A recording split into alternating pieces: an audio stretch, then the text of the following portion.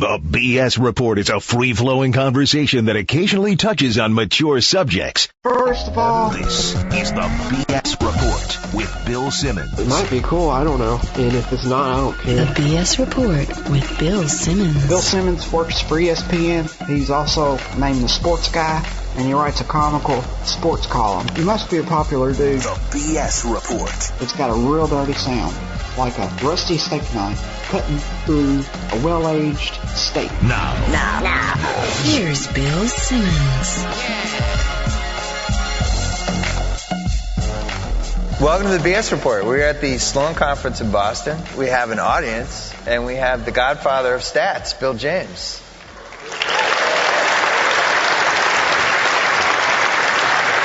So, 1975, you are getting your PhD at Kansas, and somebody says to you it's going to take like 6 more years before you get it, and you decide, I'm going to write about baseball. That's what I want to do.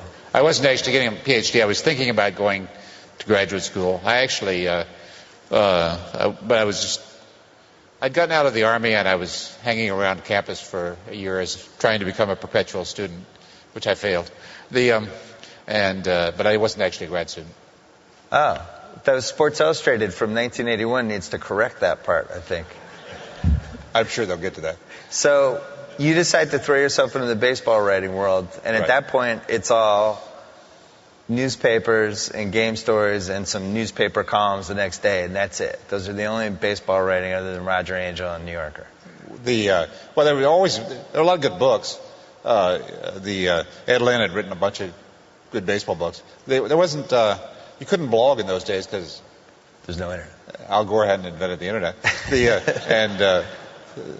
So what I was doing is kind of like blogging, but with no internet. So it's kind of, I would blog to my wife, and she would be patient. Right. So in 1977, you did your first baseball abstract, and I think you sold it for, I saw $3 and $4 as I was doing my research. Was it 3 or 4? Oh, you need to stop doing that research, man. I'll kill you. I think the first one sold for $3 the first year, I believe. And you sold 75 copies. That's right. You sold those copies because you put an ad in the back of the Sporting News. That's right. And then in 1978, I have all the stats here. 1978, it went up to 325 copies. That sounds about right. 1979, 600 copies. Yes. 1980, 750 copies. All right. So now you're at the 4-year mark here, and you haven't broken 1,000 copies yet. What made you keep going and thinking this was the right path? I'll answer your question in just a second, but you realize if you go from 600 to 750 in 1978 to 1979, if you extrapolate that out to 2012, you get almost exactly where we are. Right. True. You keep the same rate of growth going. So you never gave up? No, I never gave up because, and you probably know this, the last one was never right. I have never in my life finished writing a book without being so depressed and sullen that I thought, I can never do that again. This is the last book I'm ever going to write. It lasts about a week. It's like women who have babies swear they're never having another one, and then a couple of weeks later they forget about it and you can have another baby. But I always knew that I didn't do the last one quite right, and I always thought I should have done this and I should have done that. So that was really the reason I couldn't give up on it, is that I always thought I hadn't got it right yet. So those first 4 years, it seemed Same like... with babies, by the way. You never get them right. Those first 4 years, it seemed like the thing that really... Well, a lot of things were driving you, but the main thing was basically the conventional wisdom of how people thought about baseball. You just disagreed with it in some cases. Other cases, you were like, well, why do they think that? And you just kind of kept digging and digging and digging. Is that fair? That is fair. A lot of baseball's conventional wisdom starts to sound silly when you become 13. Of course, the things your father tells you start to sound silly too, but you have to focus. A lot of baseball's conventional wisdom sounds childish at a certain age, and you start thinking, well, maybe that's true. How do you prove that? So what I really did was to misuse my education to study not the things I was taught to study, but baseball. Right. So the things that I grew up with, because at that point, like 1979, I'm 10 years old, live in Massachusetts. We believed that batting average was the most important thing, and home runs. Right. If somebody was a good fielder, we knew that because they made good fielding plays. Right. Like Brooks Robinson was a good fielder because there were highlights of him making good plays, and that made him a good fielder. Right. Nolan Ryan was a great pitcher because he got strikeouts. And no hitters. And no hitters, Right. which made him important. What were some of the other misconceptions at the time? The speed was tremendously overvalued. The minor league batting statistics were considered to be useless because, it was a different game when you got to the majors. That was a big one. The baseball people had been saying for years and years that the player's prime was ages 28 to 32, which, it's not even close. People used to seriously say that baseball is 75% pitching or 90% pitching. I mean, occasionally people say that even now, but they don't mean it. But they used to really believe that. That was a big one. So you're in Kansas. Are you just like driving your friends crazy with all these theories you have? And they're like, all right, Bill, enough. I mean, I get it. Closers should be coming in here. Like, was that what was going on? Yeah. I don't recall that I had any friends. That could be an explanation of it. From their standpoint. It could have been, yeah. So in May of 1981, Sports Illustrated wrote a piece about you by Daniel Okrent, which was long. It's 6 pages on the SI Vault. Yes. And you said that took like 2 years before they finally ran it? Yeah, Dan wrote that piece starting in when I got back from my honeymoon in mid-November of 1978. I had a letter from Dan Okrent saying I'd like to write something about you, and he actually came and visited me in early 1979. The piece kept getting scheduled for publication and then killed because of some controversy. And then it'd get rescheduled and rekilled. It was Sports Illustrated is a fascinating place. I mean, it's a real institution that has lots of its own rules and its own policies. The market is always chasing them. They're not chasing the market. So they always they have a lot of practices that aren't the same as any place else. And to shepherd a piece about some guy working in a factory in Kansas through all of that minefield was challenging. So during this is May 1981 at this point, you're working on, I think, your 5th abstract. Had any team tried to hire you at this point? No. Reached out? They all hated you. Well, I was working with agents. The first kind of professional people who contacted me were agents, which started in November of 79. Right. And this is interesting. In that piece, you had something about the Carney-Lansford-Fred Lynn trade. Right. Which Fred Lynn was my favorite Red Sox player. He had gotten traded to the Angels. And Carney Lansford was a third baseman who was coming to the Red Sox. And you predicted that Fred Lynn, that his production was going to go way down, and that you saw him hitting between 275 and 285 with between 18 and 25 homers a year. And it was exactly what happened. Like, you nailed it. And but at the time I was like, well, why would his production go down? Like, nobody could even conceive of the difference between ballparks or any of that stuff. That's interesting. I didn't remember that at all. He's made so many good ones. The players have been talking about the effect of the park since the 1870s. You read 1880s newspapers, you'll see players complaining about their home park, but there wasn't systematic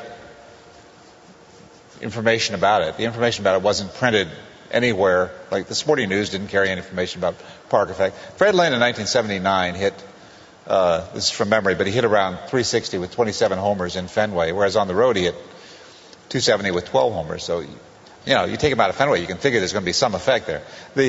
But those numbers were not generally available, and so people didn't understand their impact. You also said Carney Lansford would hit 310 with 25 homers for Boston. He didn't have the homers, but he hit 339. Right. Or 336, sorry. Right. with only 4 homers and four ball.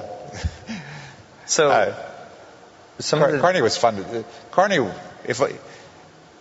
if I was sitting in this chair, if Carney was sitting in this chair and a ground ball came right here, he would dive out of his chair in an effort to. Carney dived for everything. Yeah. So some of the themes that you started banging home for people, I'm checking these so I don't forget anything. Outs need to be avoided at all costs. That seems like a very basic thing, but you were like breaking ground with that in the early 80s. Perhaps. On base percentage matters more than batting average. Right. That seems like a very basic thing to think, but at the time, people thought you were like crazy.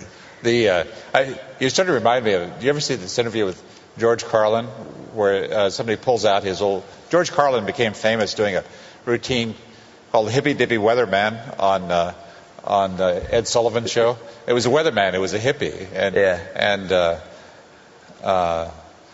somebody showed it to him later, and he said, "Wow, I can't believe the kind of material I was getting by with that." Same thing. I can't believe I was getting by with that kind of material. I'm glad I was. There's a couple more.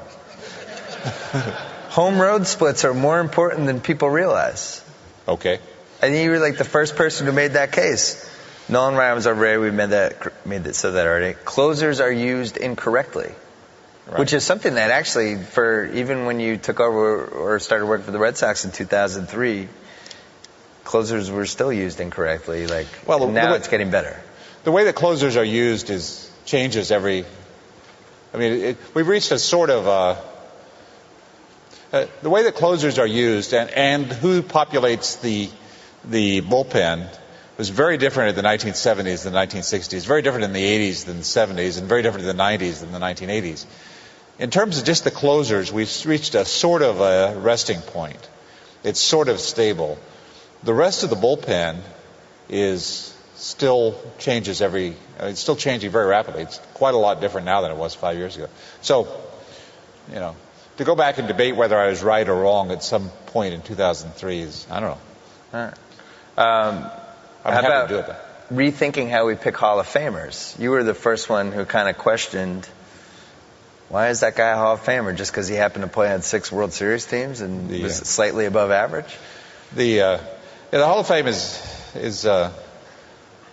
it's actually just in the last 2 or 3 years that I've developed a clear idea in my own mind of where to draw the line between a Hall of Famer and non-Hall of Famer. So that's still, but I'd say in the 1970s I was as confused about that as everybody else was. But I mean, I had a good excuse because Ron Santo wasn't in the Hall of Fame, and guys who were a third as good as Santo were in the Hall of Fame. It's hard to say what is a Hall of Famer. So after this Sports Illustrated article came out, how did your life change? Well, after that article came out, I got a book contract from Random House, which enabled me to stop working at the 7-Eleven. So you were working at the 7-Eleven this whole time when you're doing these baseball abstracts? No, not really. I did work at the 7-Eleven. But only for 3 minutes at a time and under a mask. Just kidding.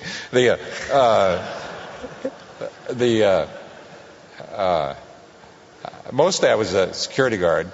Yeah. And for a couple of years I was a boiler attendant. And I like to point out that William Faulkner was a boiler attendant when he wrote Sound of the Fury. Not that that's at all arrogant of me. And I did other odd jobs, yeah. And so you were getting all of your box scores just from newspapers? Yeah, where else? Sporting News? Sporting News was the best source, yeah. But they weren't even good box scores back then. They were what were they? At-bats, runs, hits, and RBI, and that's it? That's right.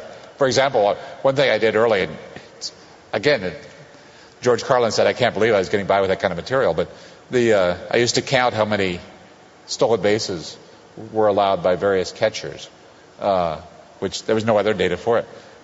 But you couldn't tell because the Sporting News, if they wouldn't tell you, the box scores didn't tell you when the stolen base occurred, and they didn't mention caught stealing at all.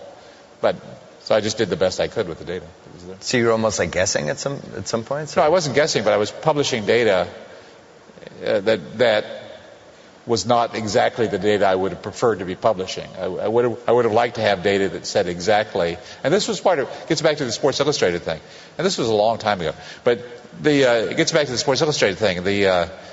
I would have liked to have data on exactly how many stolen bases were allowed by Johnny Bench and how many guys he threw out, but I didn't have that, so I would count all the games started by Johnny Bench, how many stolen bases there were in those games. And all the games started by his backup, who I think was Pat Corrales or somebody, I don't remember. And then when the Sports Illustrated article was scheduled, we went through a round of objections where the people would say the data on stolen bases allowed isn't exactly right because you're just counting it from box scores and some of those bases weren't stolen against Johnny Bench, they were stolen against whoever entered the game in the seventh inning. That's true. I can't argue with you. That is true. If you give me access to the score sheets of the game, which at that time you couldn't get, then I'll count the actual stuff, but I'm just doing the best I can. I have to ask, there's no way you were using a computer during this time, were you? We didn't have personal computers, no. So everything was handwritten, like kept in little notebooks, folders and notebooks? Yeah. When did you move over to the personal computer? I enjoyed personal computers as soon as they came out. I would have guessed. Yeah, no, I did. But I never could program or anything like that. Right. We had a K-Pro. Anybody have a K-Pro? Yeah. Clap if you had a K-Pro. Hey! One clap. That answers the ancient question. What is the sound of one hand clapping? I had a K-Pro. Had a spreadsheet on it that was 32. It was 32 cells long and 16 wide. I think. Wow. Great. So, when did the backlash start against? Who is this Bill James? Why is he trying to tell us what does he know? He didn't play. When did that start? Well, first of all, I made a lot of that stuff worse. I wasn't always nice to people. Right. I wish I had been, but I wasn't. I wish I was now, but I'm not always. And sometimes I made that stuff. But I was. You talking about things you wrote about players and things? Yeah. Yeah, sometimes I was just mean. And I do regret some of that stuff because, they're people. But I was also challenging the way that people thought about the game. And people naturally, what are you going to think? Some guy working in a factory in Kansas says that the guys who have been coaching baseball all their life don't know what they're talking about. What are you going to think? Right. So that was what they thought, and they said so. And at the same time, fantasy baseball was starting to gain momentum. Yes. Do you feel like that was playing into this whole? So now you have these two separate worlds that are going on at the same time, and there's baseball over here that we're not supposed to touch or think about. And fantasy baseball also being invented by Dan Okra. They were certainly related, but fantasy baseball didn't really hit until 1984. So the first 7 or 8 years of the abstract was before fantasy baseball, and then fantasy baseball really hit. What do you think was the first big stat that you created that you really felt like, wow, this is really good, and I actually feel like this is going to work? The stolen base counts were huge to me at the time. Another thing that I did in the early days that I thought was interesting at the time. People would say that Jim Palmer paid off his salary by the extra fans that he came out to see him every time he pitched, or people would say that a lot about Nolan Ryan.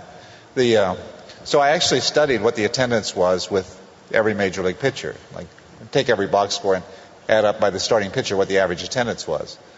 In 1976, the first year of the abstract, 77, the only pitcher who had any impact on attendance was Mark Fidrych. If you studied the data, you could see it's total nonsense. It's just something people like to say, but it wasn't true at all. So that was one of the first things I did. When did you end up at Stats Inc? Well, Stats Inc. Didn't exist then. It was in the 90s. Right. Well, and I'm a little uncertain of the exact chronology of when all this stuff happened. I know that Dick Kramer, who was running Stats Inc. at that time, and in my mind it was like 1982, but I could be off by, who knows. Came and asked if we wanted to invest in Stats Inc. So we did, and John DeWan, and I met John DeWan in 1983, so that this would have been after 1983, took over running Stats Inc., and that company grew from between 1983 and the late 1990s from a two-person startup to a pretty good-sized company that provided stats for thousands of media outlets. And that must have been like for you, all of a sudden you had these people who were kind of thinking on the same plane you were thinking, right, bouncing ideas off, stuff like that. I mean, you must have been delighted.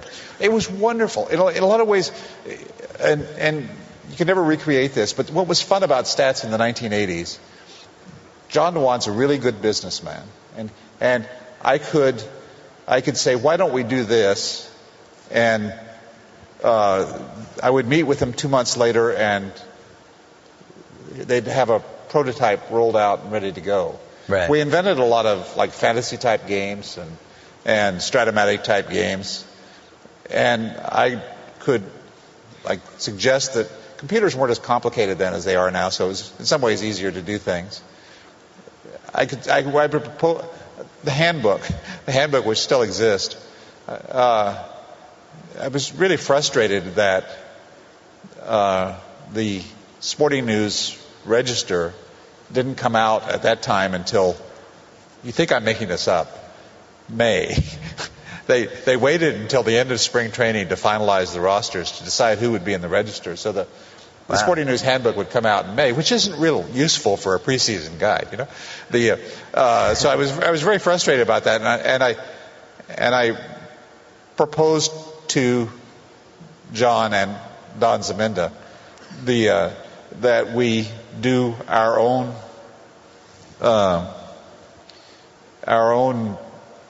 register type book, but just flip the switches and do everything that the register did well, we wouldn't try to do, and everything they didn't do well, we would do. For example, they were out in May, we'd come out in November. They didn't include walks and strikeouts, so we would. They included a lot of biographic information, so we wouldn't. They didn't include walks and strikeouts? They didn't. Wow. Right. That's what I thought. Those seem like two important categories. Kind of. Well, they included for pitchers, but they didn't for hitters. Right. And they didn't have stolen bases or caught stealing. But anyway, I suggested that to John and Don Zaminda, and then I met with them a month later, and Don had a prototype. Is this the book? And then 2 months after that, the book was on the shelves. It was phenomenal. You've dealt with publishers. Well, maybe you're not old enough, but I don't like publishers. Publishing companies were kind of slow sometimes, and trying to deal with big publishing companies, everything has to go through 25 desks before anything gets done. Yeah. John and Don were able to get things done, and it was a great thing. Now, what's really interesting here is you guys are coming up with all this data. I say data for some reason, data. During that decade that would help teams win if they had followed it. Did you feel like at any point during that decade, all of a sudden maybe there was a GM or two out there who was like secretly kind of reading your stuff and grabbing some of the insight? Yes, I did have the feeling sometimes, and you wouldn't believe how often anymore I run into some older scout who tells me, I was reading your stuff way back in, I was pitching your stuff to our organization way back in 1979. That happens a lot. And I'm not suggesting they're lying, but they were really quiet about it at the time. So what do you think the stuff they were grabbing was probably like initially like the on-base percentage? Because it's really hard to overstate how important batting average was versus walks. Like, it was almost like I follow Wade Boggs. I'm a big Red Sox fan, obviously. And we looked down on Wade Boggs for taking walks. Right. It was like a sign of weakness that he would do this in big moments. That's like, right. What a jerk. Why isn't he trying to get a hit there? You got to put your bat on the ball. You're our best guy. Right. And meanwhile, he was doing the best statistical play.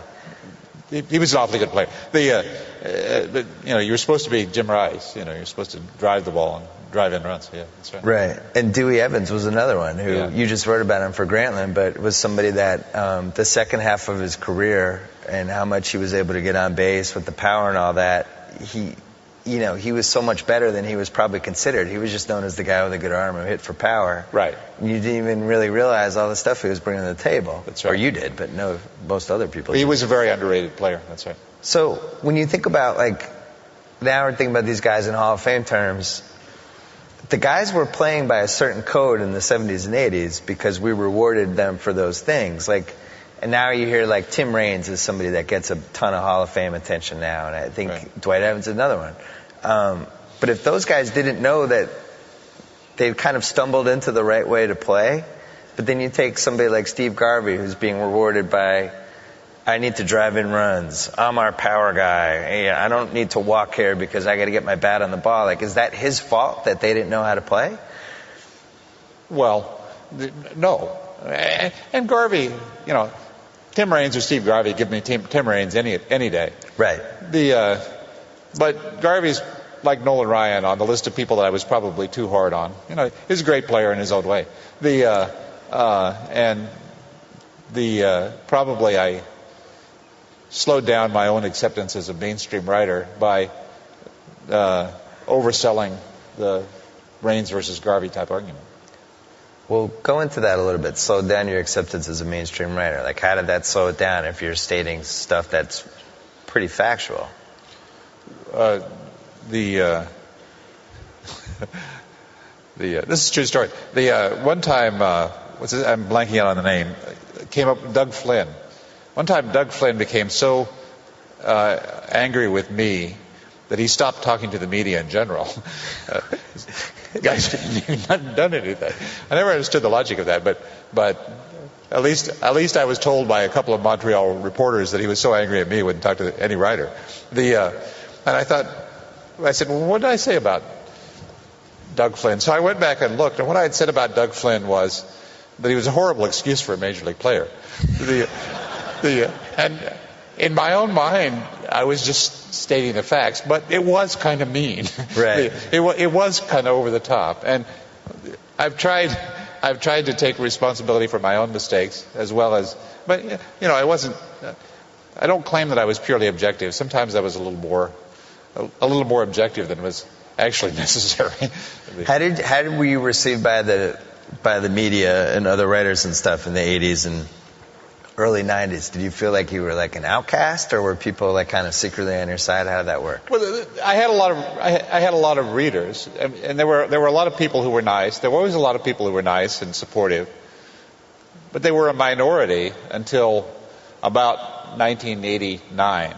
I remember, I think it was 1989, going to a spring training game in Scottsdale, a Cub spring training game, and I got my credential, and I was sort of I was doing what I usually did, which is trying to be as unobtrusive as possible so that I wouldn't run into anybody that I'd said was a horrible excuse for a Major League Baseball player. And I ran into Harry Carey. Harry was always great to me. He was enthusiastic and greeted me enthusiastically and threw his arm around my shoulder and led me up to the batting cage, and we were talking to Harry, and some young man came up, probably in his early 20s, and started talking to me about, how much he'd enjoyed my books when he was a young person. He'd now be an old person, but and I realized about 1989 that we were entering it. We had passed we'd gone over a bridge somehow. Right. So you'd say that was maybe the first bridge, and then from probably that point all the way through the 90s, now all of a sudden you have some disciples on their way up, and they're taking some of the work that you had started, different people are writing. Now it's starting, the army is starting to go this way, but you have the mainstream media here. Right. And they won't have anything to do with it. But that was kind of a fun stretch too, right? That's right, yeah. When was the first, do you remember like when the first like year or so when you realized like, oh man, I have some disciples here? There are people who were like, hey, I read you when I was 8 and whatever. In my own mind, by the way, I was never thought of myself as writing for kids, but and I was always able to reach like intelligent kids. Yeah. You may have been an intelligent kid yourself. I read it. I was always able to reach the kids who didn't stop when the sentence got a little complicated. And those were the people who saved my life and reputation in a sense. Once they grew up, was the young people who, there were a lot of people. There were a lot of people in my generation and a lot of people older than me who were nice to me and wrote nice things about me as well. But it was the younger people who really changed things.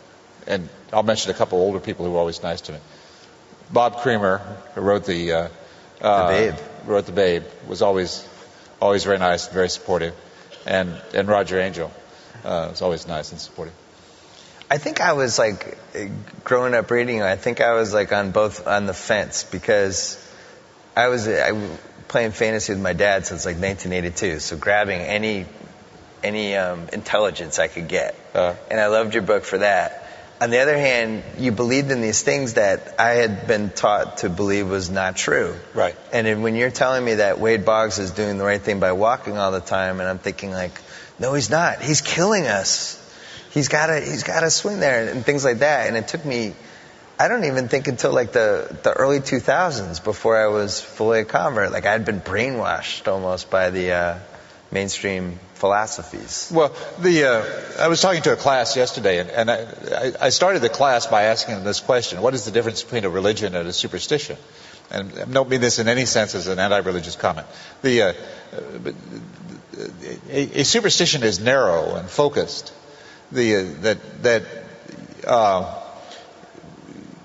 You believe that if I do this, then if I step on this line, something bad will happen to my team.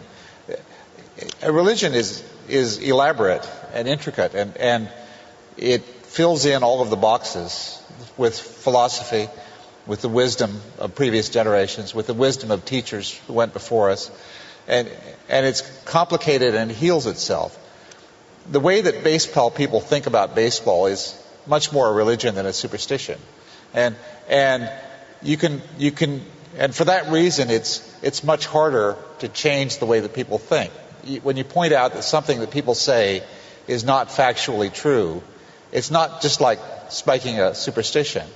It's because it's a religion. Something else will move into there. It's a living, interactive system of thought. That creates this. I think this is relevant to what you're actually talking about. That it's not just a matter of pointing out that high on-base percentages win.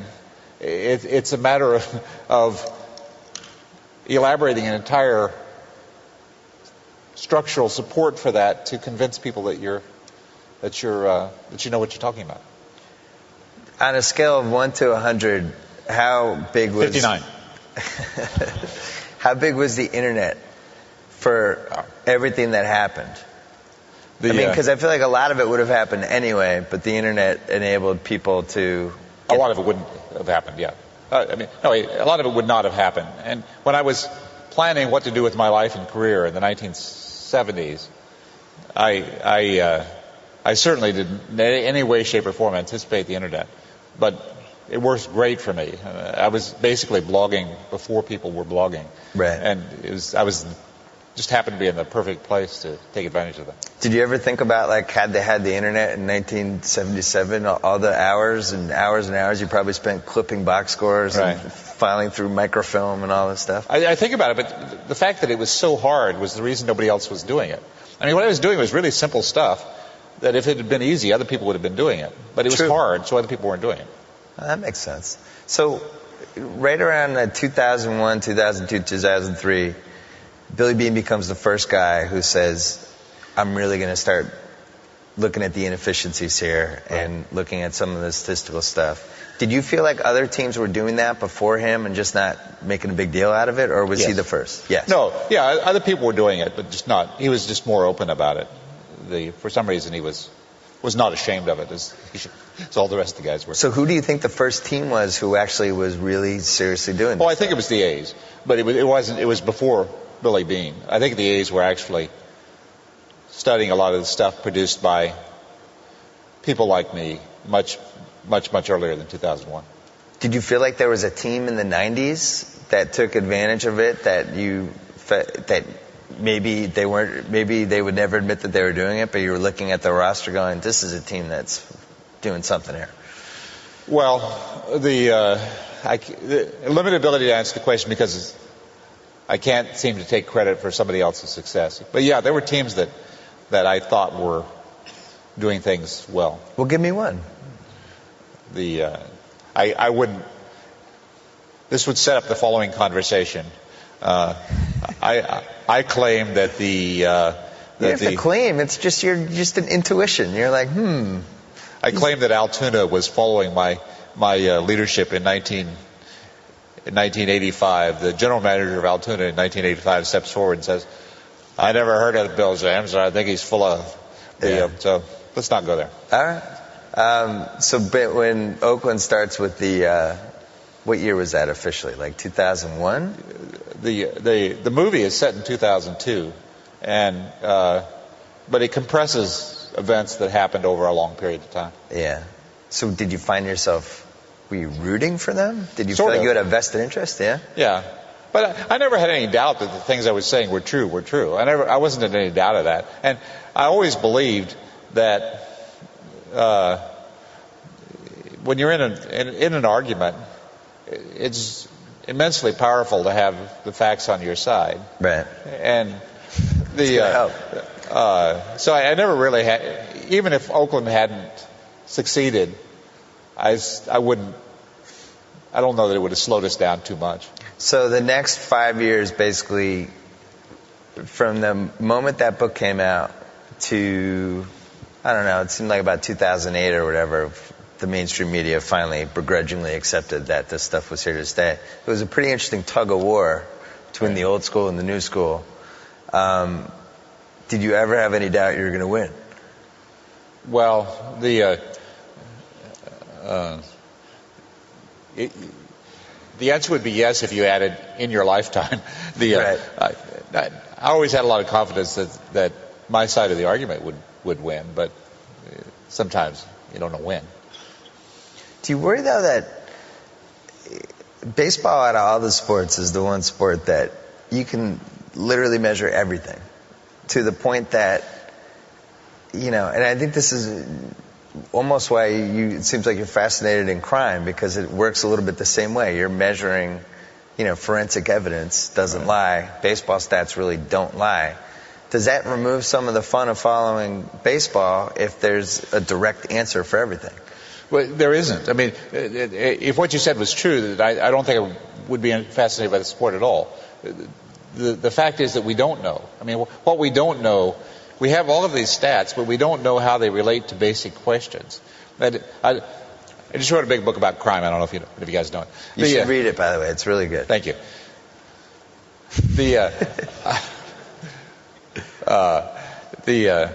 But in a criminal trial, you have thousands and thousands and thousands of facts, but you don't really know how they relate to the central question of the guilt of the accused.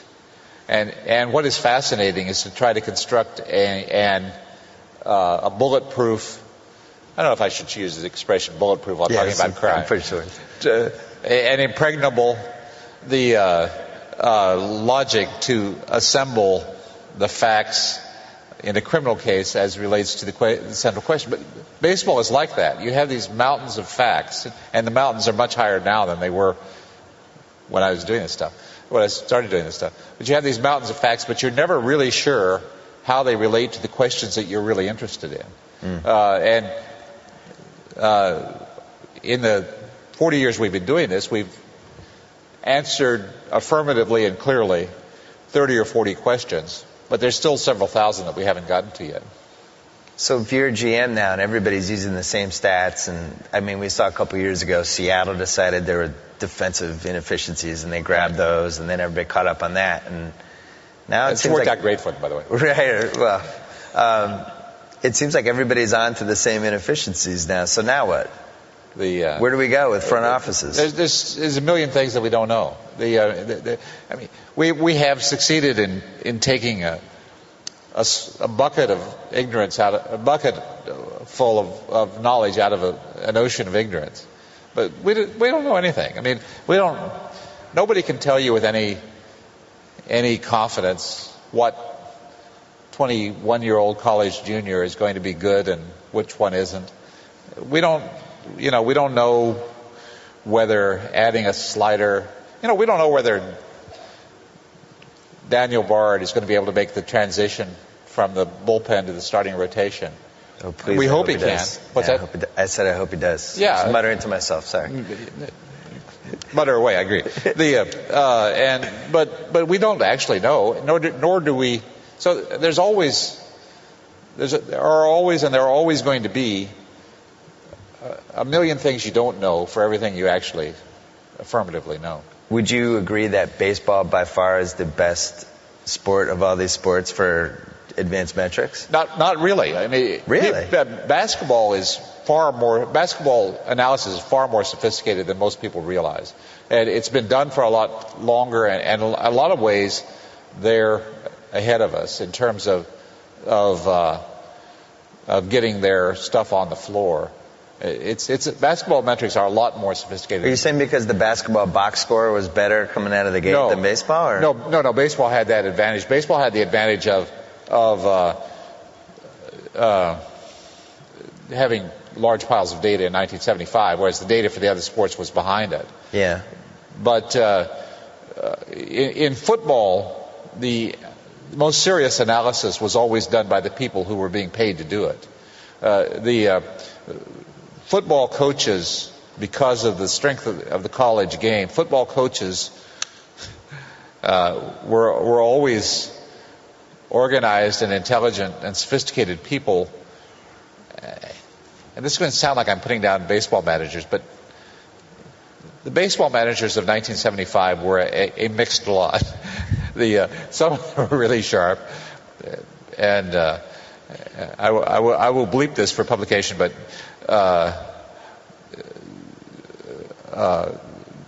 John Wan was once demonstrating some information for Ozzie Guillen, and he asked Ozzie if he had any information like this when he was playing, and Ozzie said, "No, all we had was a bunch of old bleeping drunk guys." Ozzie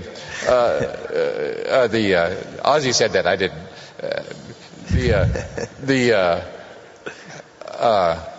But it is. No, you wouldn't have said that about assistant football coaches in 1975. They weren't a bunch of old bleeping drunk guys, whereas baseball coaches, a lot of them were. The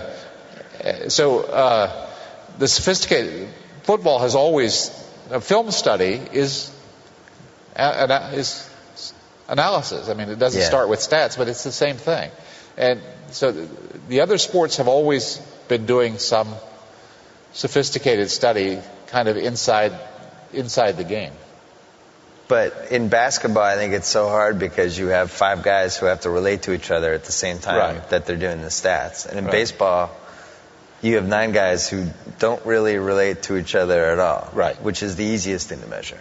Football, I think, is pretty tough because, I mean, at that point, it depends on the offensive line, how many times you've been used. Like, especially, I mean, did you ever think about, man, now I've conquered baseball. Now I'm going to go here and try I think that, but I can't do it. By the way, I much enjoyed what's the name of your big basketball book? Book of Basketball. Yeah. Well, that's why I can't remember the name. I enjoyed it very much. Thank you. It's a wonderful read. But one reason the basketball analysis is as sophisticated as it is that you have to be pretty sharp to analyze basketball. It ain't easy. I mean, it is easier to do entry-level analysis on baseball. Basketball's kind of tough, but because of that, the people who do it are pretty sharp. You're a man of fact. You're a man of truth. You're a man who likes things to make sense. Moneyball, the movie, was loaded with inaccuracies. Did that bug you at all? Not at all. Not at all. Okay. Because it was a movie. It's a movie. They took events over a long period of time and compressed them into a short period of time. And there's some anachronisms but hey, they were awfully nice to me, so I'm not complaining. What actor were you hoping that they were going to cast for you? They showed your picture. You didn't actually have the right. actor. There was talk about what's his name, Jamadi's son. That was talked about for a while. I think he's a little guy. So I was hoping for Sean Connery, but that would have been interesting. So when that came out, did you feel like kind of that was the culmination of all this stuff? Now here's this movie that comes out. It's basically about this movement that you started, and then people liked the movie, and I think it got nominated for an Oscar. Brad Pitt did. Yeah, it was nominated for Best Picture. Was that the culmination of this 30-year journey, basically? Well, yes, but no more so than this conference. I mean, my professional career has been a long cessation of good breaks. Yeah. And I've always been. It was. People ask me when the Red Sox won in 2004. Do you feel that this justifies your work? Well, yes, but no more so than I thrilled the Red Sox won in 2004, and I think I enjoyed 2007 more because I've been a Red Sox fan longer.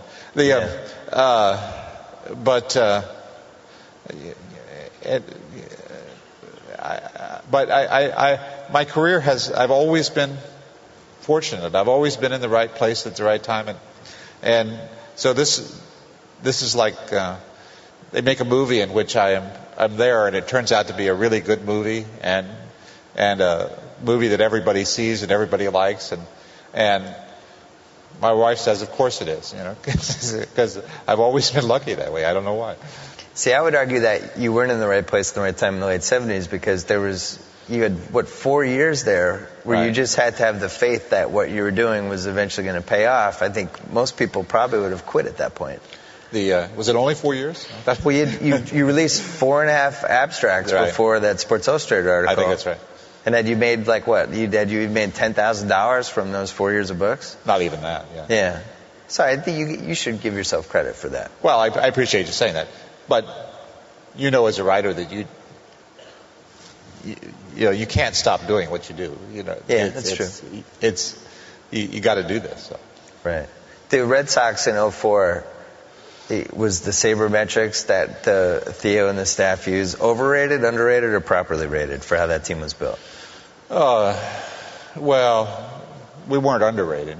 Just like what the impact was that people thought the impact was. Was it fair that it had a big impact, or was some of it luck, like David Ortiz was on the scrap heap? Yeah.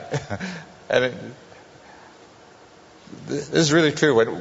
When we signed David Ortiz, there was a guy named Brad Fulmer. Do any of you guys remember Brad Fulmer? If you look at him back before 2003, Brad Fulmer and David Ortiz look a lot the same. And the reason we signed David Ortiz rather than Brad Fulmer is Minnesota released David Ortiz at the right time for us. We could just as easily have signed Brad Fulmer.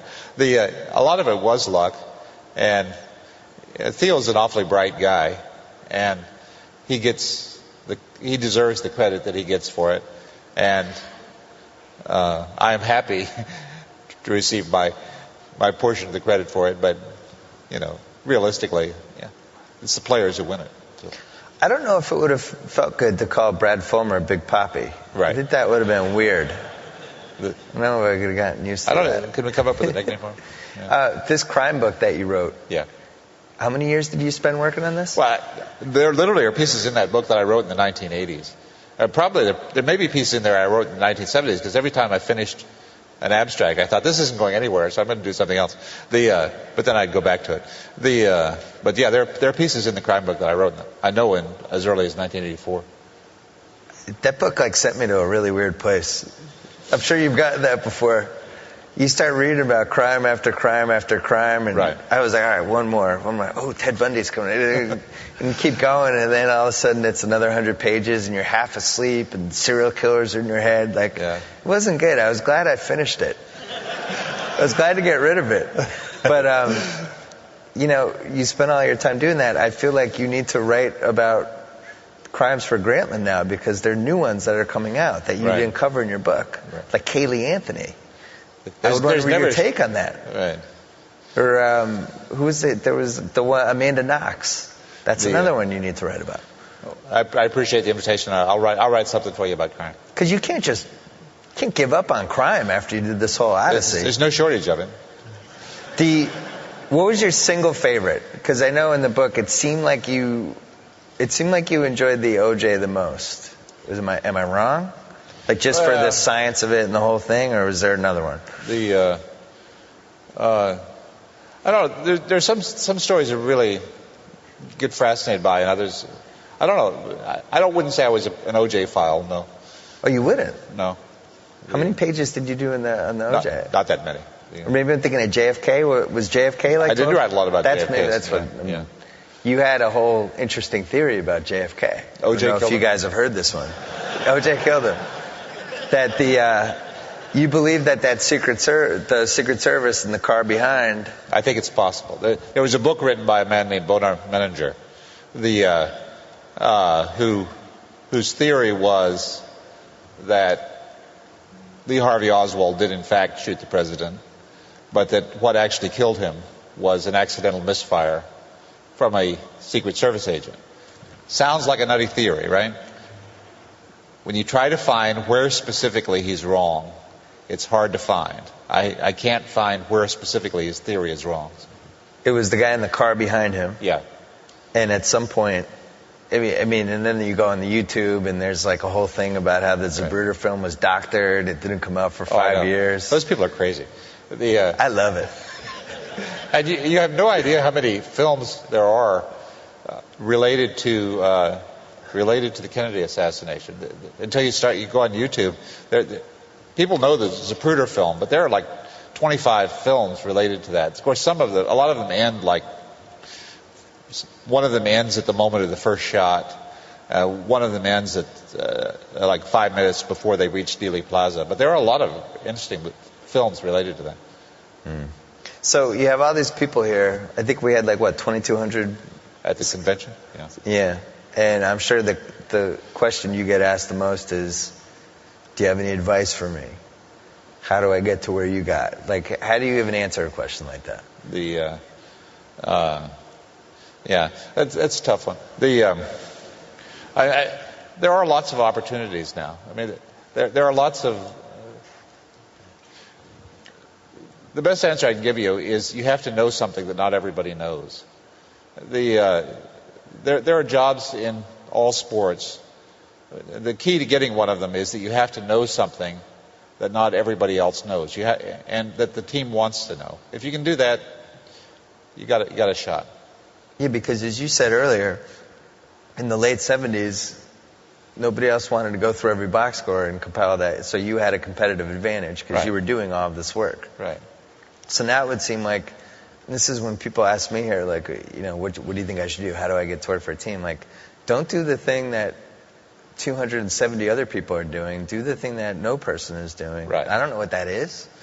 So that's where my advice, the train kind of goes off the tracks. But there's got to be stuff out there that teams haven't thought of yet. There's a million things. There's a million things people haven't thought of doing. That's it also seems like, I think teams are eventually going to get to the point where every team has just a bureau of stats and research guys. That's right. And some of them have already started. Houston has invested heavily, obviously the Rockets, but I think we're going to get to a point where every team has 6 or 7 people on staff, and those jobs multiply. If you're going to play a baseball player, and we pay people, this is not an exaggeration, we pay people enough money every day to buy a house. If you're going to pay people at that level, to play baseball, it becomes really important that you make good decisions about it. You'd think. So you can buy a lot of guys like us for what it costs for one Manny Ramirez.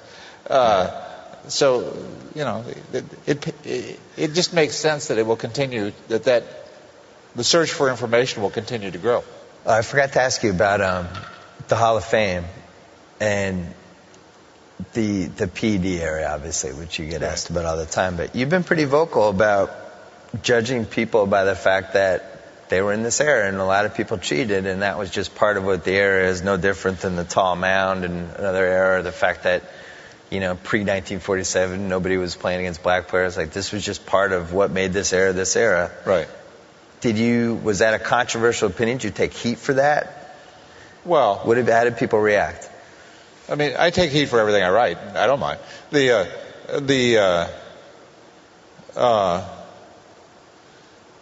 I don't see the players as cheating. I mean, I know people do see it that way, but they just wanted to be better baseball players, right?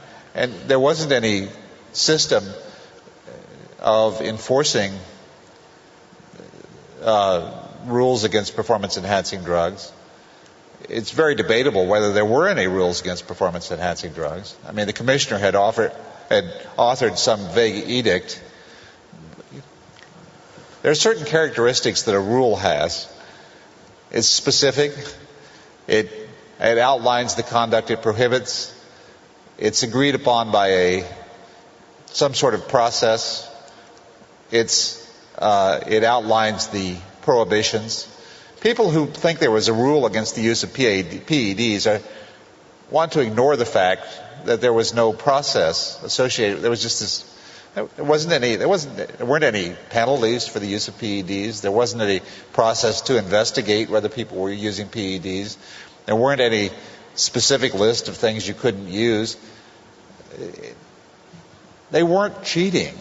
They were just trying to be as good baseball players as they could be. And that's the way I see it. And I don't look down on them we all wish it hadn't happened. We all wish baseball had gotten on top of this issue in 1975 or that failing 1985. It didn't happen. It got out of control. Wish it didn't, but here we are. And I mean, at least for the pre-2003 guys, as you said, there were no rules in place. Right. I mean, now I think it's a little worse. If you're doing it now with all the stuff, now if you're doing it now, you're cheating. That's right. Yeah. But it was more of a spirit of the game type thing. But think of all the different edges that athletes try to get, and this was one of the edges. I'm with you. Yeah. I think there's so many of these guys that I guess it's like, what do we want out of the Hall of Fame? Like, for me, it's like, my son's 4.5. Hopefully he'll like baseball and not Angry Birds at some point in his life. And if I took him to Cooperstown and I had a weekend to teach him about baseball, I don't understand how Barry Bonds and Mark McGwire couldn't be in there. Right. That's just insane. It's a museum. Right. So to just say, no, these guys can't go, then what are we trying to accomplish? Well, that's right. And if you ban those guys from Hall of Fame, do you throw out the World Championship and I mean, every team that won a World Championship between 1993 and 2004 had a bunch of steroid users on it. Do those not count? Are those World Championships not real? Right. I don't know. 2004, you had to say that. You could have stopped at 2003. Easily, it would have been 1 year. You could have chopped it out. That's true. You said 1975, 1985. This is something that I've always wondered. Because there seems to be this mindset that, in 1992, steroids magically appeared in baseball, and yet we know that it went back to the 1970s in football. Right. How do we know that? I remember like in the late 70s, people in baseball, there was a big Nautilus run. Remember that year? Everybody's like, I did Nautilus. And right. There was a big power boom. How do we know baseball players weren't using steroids in 1974? Right. You said it went go back to the 70s in football, but I live in the town I live in, John Hadel, who was the NFL MVP in about 1965 or something. He also lives in Lawrence, where I live, so we wind up on panels together once in a while. And John says when he reported to the San Diego Chargers for the first time, there was a jar of steroids on the training table. This was I don't know, early 1960s. Yeah. I've had high school football players tell me that they were required by their coaches to use steroids in the late 1970s. It goes back a long way. Yeah. So why are we so anxious to judge the 1990s on? I mean, you could basically go through and maybe that'll be your next book. Bill James, congrats on everything. I certainly do not think that this conference would exist if not for everything you did once upon a time and continue to do. Thank you for being the first ever guest for the Live Audience BS Report. All right, thanks. Thank you, everybody.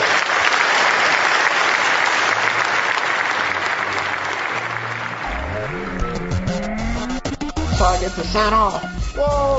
Thank you for downloading the BS Report with Bill Simmons. Too much fun. Check out more podcasts at the iTunes Music Store or at PodCenter at ESPNRadio.com. Peace out.